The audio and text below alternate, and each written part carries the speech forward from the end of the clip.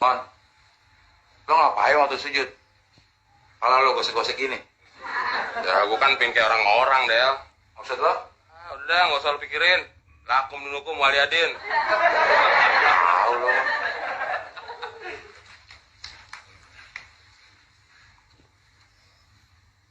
Kok belum hitam juga ya?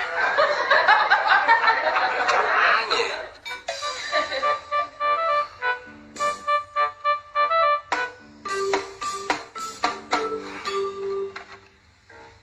Ini solusinya.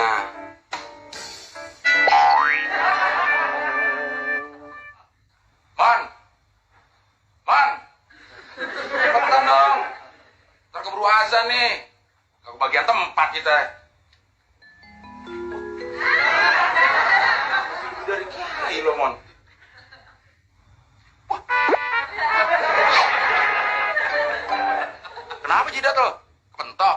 Lu nggak ngerti sih, Del. Gue kan kepingin kayak orang-orang. Maksud lo? Ya kalau jidat hitam ini kan berarti rajin sholat. Oh, jadi waktu lo sholat, gesek-gesekin pala supaya jidat lo hitam. Iya. Ketika melihat seseorang dengan tanda hitam di jidat, hal pertama yang mungkin terlintas adalah anggapan bahwa orang tersebut sangat rajin dalam menjalankan ibadah sholat. Bahkan selama ini, adanya tanda hitam di jidat seorang muslim sering dimaknai sebagai tanda kesalehan dan dalamnya tingkat ketakwaan. Namun, benarkah demikian? Sebetulnya, munculnya tanda hitam pada jidat bisa disebabkan oleh gesekan yang dihasilkan oleh kontak berulang dari dahi dengan sejadah di saat sholat. Namun tentu saja, itu tidak menjadi tanda akan kesalehan dan dalamnya tingkat ketakwaan. Sebab, ketakwaan dan kesalehan yang sesungguhnya selalu diukur dengan baiknya akhlak, moralitas, dan tingkah laku. Malahan, adanya tanda hitam di jidat sangat tidak disukai oleh baginda Nabi.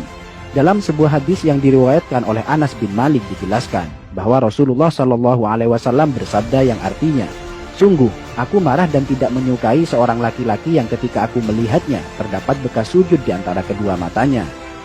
Dalam hadis lain yang diriwayatkan oleh Imam Al-Baihaqi dituturkan bahwa Abdullah bin Umar, salah seorang sahabat terkemuka, tidak menyukai adanya bekas hitam pada dahi seorang muslim. Suatu hari, ada seseorang yang datang menemui Ibnu Umar. Setelah orang tersebut mengucapkan salam, Ibnu Umar bertanya kepadanya, "Siapakah Anda?" Orang tersebut menjawab, "Aku adalah anak asuhmu." Ibnu Umar melihat ada bekas sujud yang berwarna hitam di antara kedua mata orang itu. Beliau pun berkata kepadanya, "Bekas apa yang ada di antara kedua matamu itu?" "Sungguh, aku telah lama bersahabat dengan Rasulullah, Abu Bakar, Umar, dan Utsman. Lalu, apakah kau melihat ada bekas tersebut pada dahiku?" Hadis riwayat Al-Baihaqi. Masih dari Ibnu Umar, suatu waktu beliau melihat seseorang yang pada dahinya terdapat bekas sujud. Ibnu Umar berkata, "Wahai hamba Allah, sesungguhnya penampilan seseorang itu terletak pada wajahnya. Karena itu, janganlah engkau memperburuk penampilanmu." Hadis riwayat Al-Baihaqi. Dalam hadis lain dijelaskan bahwa suatu ketika Abu Darda melihat seorang perempuan yang pada wajahnya terdapat kapal seperti kapal yang ada pada seekor kambing. Beliau lantas berkata, "Seandainya bekas itu tidak ada pada dirimu, tentu lebih baik." Hadis riwayat Al-Baihaqi. Dari Humaid bin Abdurrahman, ia berkata, "Aku berada di dekat As-Sa'ib bin Yazid ketika seseorang bernama Az-Zubair bin Suhail bin Abdurrahman bin Auf datang. Melihat kedatangannya, Sa'ib berkata, 'Sungguh dia telah merusak wajahnya. Demi Allah, bekas di dahi itu bukanlah bekas sujud. Demi Allah, aku telah sholat dengan menggunakan wajahku ini selama sekian waktu lamanya. Namun, sujud tidaklah memberi bekas sedikit pun pada wajahku." Hadis riwayat Al-Baihaqi.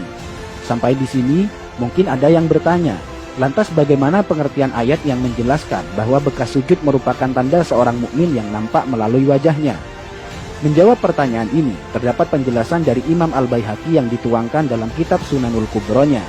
Dari Mansur, ia berkata, "Aku bertanya kepada Mujahid tentang maksud dari firman Allah, tanda-tanda mereka tampak pada muka mereka dari bekas sujud. Apakah yang dimaksudkan adalah bekas di wajah?" Mujahid menjawab, "Bukan, bahkan ada orang yang kapalan yang ada di antara kedua matanya bagaikan kapalan yang ada pada lutut unta. Namun, dia adalah orang yang bejat. Tanda yang dimaksudkan adalah kekhusyuan." Hadis riwayat Al-Baihaqi.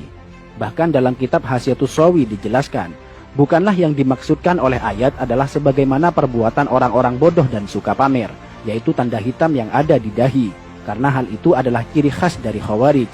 Dalam sebuah hadis disebutkan Sungguh, saya benci seseorang yang saya lihat di antara kedua matanya terdapat bekas sujud. Sampai di sini, mungkin Anda sudah paham bahwa tanda hitam di jidat sama sekali bukan tanda kesalehan. Alih-alih tanda kesalehan, justru tanda tersebut sangat dibenci oleh para sahabat dan tabi'in karena dikhawatirkan akan menimbulkan riya pada pemiliknya. Dan perlu dicatat bahwa orang yang mengaku rajin dalam bersujud namun terdapat bekas hitam di dahinya, itu artinya ada yang salah pada gerakan sholatnya. Karena seharusnya muka orang yang rajin bersujud akan tampak bercahaya dan berseri-seri, bukan sebaliknya menjadi kapalan dan menimbulkan bekas hitam. Biasanya dia menjadikan dahinya sebagai tumpuan, bukan tangan dan kedua lututnya. Padahal cara sujud yang benar adalah sebaliknya, yaitu menjadikan kedua tangan dan lutut sebagai tumpuan.